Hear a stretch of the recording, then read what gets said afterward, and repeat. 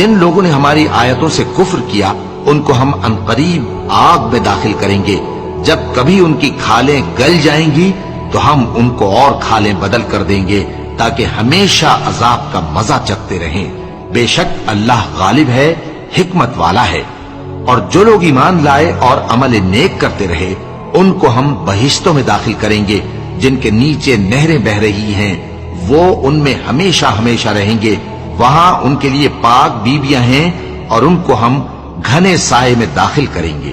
مسلمانوں، اللہ تم کو حکم دیتا ہے کہ امانت والوں کی امانتیں ان کے حوالے کر دیا کرو، اور جب لوگوں میں فیصلہ کرنے لگو تو انصاف سے فیصلہ کیا کرو.